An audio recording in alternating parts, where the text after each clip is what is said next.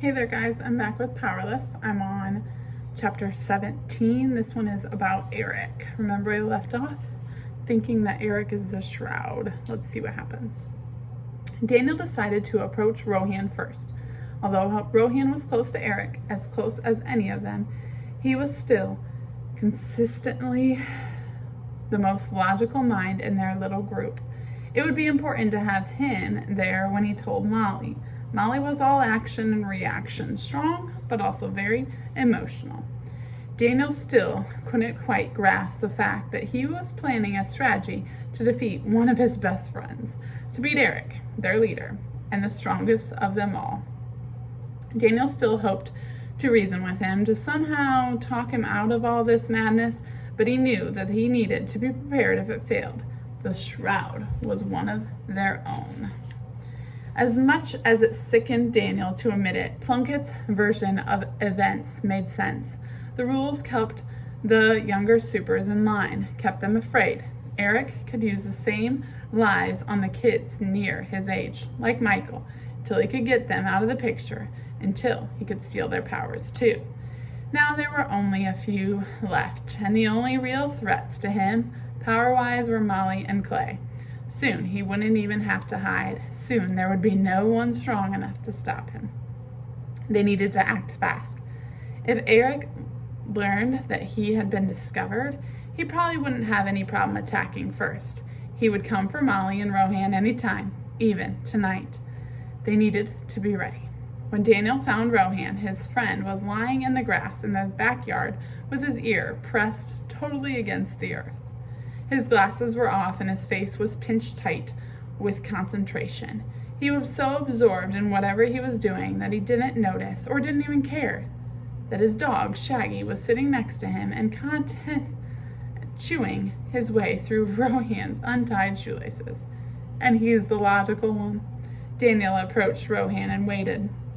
Shaggy trotted up to Daniel and wagged his tail, a piece of Rohan's shoelace tangling from his mouth. Daniel scratched the mangy dog behind the ears and called, "Rohan, hey Rohan." Rohan did nothing. Daniel sighed and lifted his foot. He brought it down on the ground hard and watched as Rohan jerked upright with a start. "Ah, earthquake," he shouted. "Oh, it's you." Rohan pulled his glasses out of his pocket and blinked up at Daniel. "I was listening to a new ant colony being built underneath my mom's rose bushes, and you surprised me." "Yeah? Well, we need to talk. It's about Eric." "Eric?" asked Rohan, standing. His absent-mindedly dusted himself off. Rohan had a habit of dusting off all the wrong parts of his body. He usually patted down the clean patches and left the dirty ones the way they were. "If you're worried about Eric," said Rohan, "don't be. It's all taken care of." "What? What do you mean?" "I mean that Molly and I talked it over last night, and we decided that you were right. You've been fighting too many of our battles for us, Daniel. It's not fair. So Molly is taking care of Eric herself." "Taking care of Eric? Just how much did they already know?" "Wait a minute, Rohan. What are you talking about? What do you mean that Molly's taking care of Eric? Have you been talking to Plunkett?" "Plunkett? Of course not. I only meant that we decided to tell Eric about the shroud and all that we've learned. He'll probably be mad at us for breaking the rules, but his birthday's coming up, and we felt like he should know the truth. We owe him the truth." Daniel let go of his breath, which he hadn't been even aware that he had been holding, then sat down on Rohan's porch. "Daniel, what's wrong? You don't look so good." "It's Eric, Rohan. I think we've all made a terrible mistake. We need to go see Molly before she talks to him. I have something to tell you both, and it will be easier if I can only say it once." "Before she talks to Eric? She's with him right now. She was going to see him this morning and tell him everything. I offered to come along, of course, but she wanted to do it alone." "Alone? Molly was alone with Eric?" Who knew what he might do once confronted with all she knew? Eric's birthday was only a few weeks away, and the way Daniel saw it, Eric would then have two choices. Either he could pretend to lose his powers and his memory, thereby protecting his secret for a little while longer, or he could decide that he was so powerful that he didn't need to hide anymore. If he chose the second option, he would want Molly out of the way, All he would need to do was an opportunity to be alone with her. Rohan, we need to get over to Eric's now. Molly is in danger. Danger? From what? The shroud? She's with Eric. She couldn't be safer. No, she's in danger from Eric.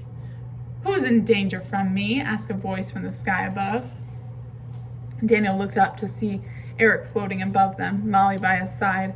Daniel had to shield his eyes as Eric drifted down, the sun shining like a halo behind him. It should have been one of those wondrous scenes, an image that Daniel would have remembered forever. But after that, Daniel had learned it was horrible. His friend was something grotesque. Rohan spoke up before Daniel could answer. Eric, isn't it kind of risky to be flying around in broad daylight like that? And in my backyard, no less? Oh, come on, Rohan. I flew so fast that no one would have seen me.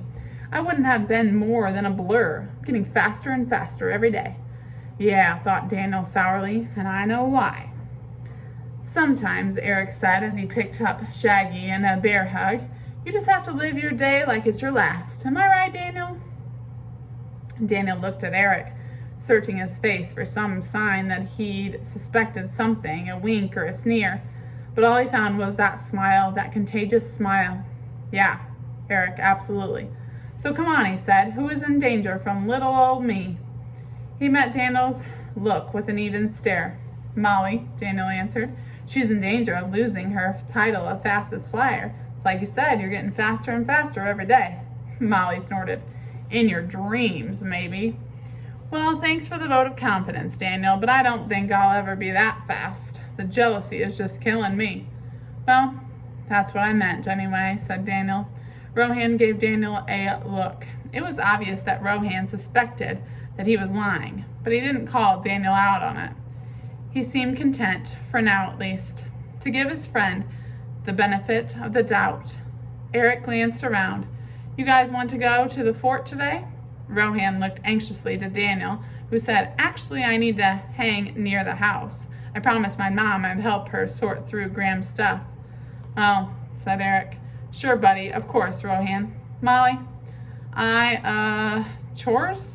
Said Rohan. Okay, said Eric. How about you, Molly? Can you do some flying? Molly looked at Daniel hard. Daniel returned her stare and prayed that his eyes told her all she needed to know. Maybe later, she said at last. I might meet you there. Eric shook his head, visibly disappointed. All right, you know where to find me if you change your mind. Bye, all. And like that, he was gone. True to his word, he was so fast that they could barely see a flash as he sped off into the sky and into the shadow of Mount Noble. As soon as he was gone, Molly turned on Daniel, poking him in the chest. Do you guys mind telling me what's going on? You look like you've swallowed your tongue, Rohan. Daniel has something he needs to tell us, Moll. Something so important it's worth lying to Eric over. At least it better be. Daniel sighed. He had a bad taste in his mouth already.